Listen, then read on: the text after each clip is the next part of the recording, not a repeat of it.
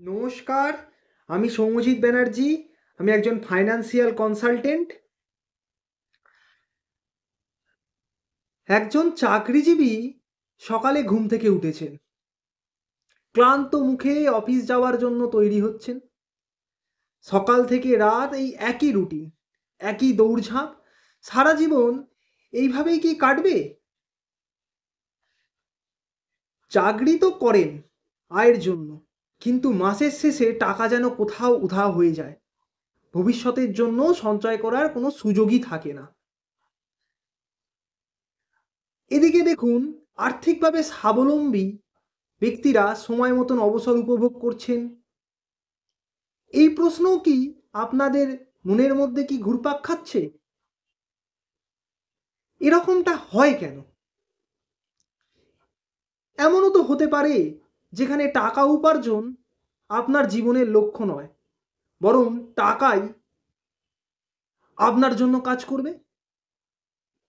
এই প্রশ্ন যদি আপনার মাথার মধ্যে ঘুরপাক খায়, তাহলে জানবেন আপনি ফাইন্যান্সিয়াল ফ্রিডম আপনার নেই। এই ফাইন্যান্সিয়াল ফ্রিডমটা কি? ফাইন্যান্সিয়াল ফ্রিডমটা হচ্ছে অর্থের স্বাধীনতা। এটা এমন একটা জীবন যেখানে আপনি কাজ করবেন আপনার নিজের ইচ্ছায়, টাকা রোজগারের জন্য নয়। অর্থাৎ আপনার ইনকাম এবং বিনিয়োগ, মানে ইনকাম এবং ইনভেস্টমেন্ট এতটাই শক্তিশালী হবে যে আপনি কাজ না করলেও আপনার খরচ মেটানো সম্ভব হবে। এটাই আজকের টপিক, যে কিভাবে আপনি ফাইন্যান্সিয়াল ফ্রিডমকে অর্জন করতে পারবেন। আমি বিভিন্ন ধাপে বোঝানোর চেষ্টা করব ফাইন্যান্সিয়াল ফ্রিডম থেকে কিভাবে বেরিয়ে আসতে পারবেন। প্রথম কথা, বাজেট বানান ও খরচকে নিয়ন্ত্রণ করে চলুন। আপনার যে আয় করেন, সেই আয়ের পর আপনাকে একটা বাজেট তৈরি করতে হবে, এবং সেই বাজেট বানানোর পর খরচকে আপনি নিয়ন্ত্রণ করতে হবে। যেখানে দরকার নেই সেখানে খরচ করবেন না, খরচ সেখানে কমান। দেখবেন আপনার খরচটাও নিয়ন্ত্রণ হবে এবং আপনি বাজেট মতন চলতে পারবেন। অতিরিক্ত খরচা এর ফলেতে আপনি এড়িয়ে চলতে পারবেন। ২ নম্বর কি? ২ নম্বর ধাপ হচ্ছে একাধিক ইনকামের সোর্সকে তৈরি করুন। কেউ যদি চাকরি করেন, চাকরির পাশাপাশি ব্যবসাকে শুরু করুন, নিজের ব্যবসা শুরু করুন। সেখানেতে বিনিয়োগ করুন, বিভিন্ন জায়গায় বিনিয়োগ শুরু করুন।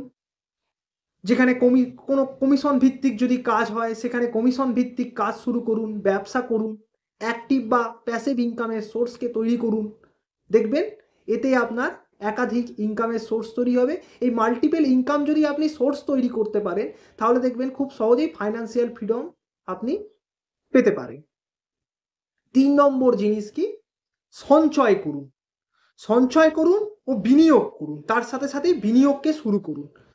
সঞ্চয় করলেই শুধু হবে না, তার সাথে সাথে কিন্তু আপনাদেরকে বিনিয়োগ করতে হবে। যেমন কি, আপনি ব্যাংকে এফডি করুন, ফিক্সড ডিপোজিট করুন, রেকারিং ডিপোজিট করুন, পোস্ট অফিসে আপনি ডিপোজিট করুন, এলআইসিতে ইনভেস্টমেন্ট করুন। এইগুলো সিকিওর ইনভেস্টমেন্ট আপনি করুন। তারপর এই সিকিওর ইনভেস্টমেন্ট করার পাশাপাশি আপনারা mutual fund, stock market, real estate, এইগুলোতেও আপনারা বিনিয়োগ করতে পারেন। দেখবেন এতে আপনার সঞ্চয়ের সাথে সাথে আপনার বিনিয়োগও হলো এবং ভবিষ্যতের জন্য আপনার সুরক্ষিত আপনারা থাকতে পারলেন। ৪ নম্বর পয়েন্টটা কি? ৪ নম্বর পয়েন্ট হচ্ছে সবথেকে গুরুত্বপূর্ণ পয়েন্ট, সেটা হচ্ছে ঋণ মুক্ত হন। ঋণ মুক্তটা কি? অতিরিক্ত আপনারা লোন নেবেন না, লোন নেওয়া থেকে আপনারা বিরত থাকুন। যত দ্রুত সম্ভব, যত উচ্চ আপনারা যদি কোনো লোন নিয়ে থাকেন, সেই লোনকে আপনারা মিটিয়ে ফেলুন তাড়াতাড়ি। যত তাড়াতাড়ি সম্ভব লোনকে মিটিয়ে ফেলুন। লোন নিয়েছেন মানেই আপনাকে কিন্তু উচ্চ সুদ আপনাকে দিতে হবে। তাই আমরা বলে থাকি যত দ্রুত সম্ভব এই উচ্চ সুদের ঋণকে আপনারা পরিশোধ করে ফেলুন। 5 নম্বর হচ্ছে কি, একটা নির্দিষ্ট পরিমাণ ওয়েলথকে ক্রিয়েট করুন, সম্পদ সৃষ্টি করুন, যাতে ভবিষ্যতে কাজ না করলেও জীবন নির্বাহ করতে আপনার কোনো অসুবিধা যাতে না হয়। আজকে আপনি যদি সঠিক পরিকল্পনা নেন তাহলেই আগামীকাল আপনার ভবিষ্যৎ সুরক্ষিত কিন্তু থাকবে। তাই যদি আপনারা দীর্ঘমেয়াদী ভাবেন তাহলে দীর্ঘমেয়াদী আর্থিক পরিকল্পনা যদি করেন তাহলে ফাইন্যান্সিয়াল ফ্রিডম থাকাটা কিন্তু খুব দরকার।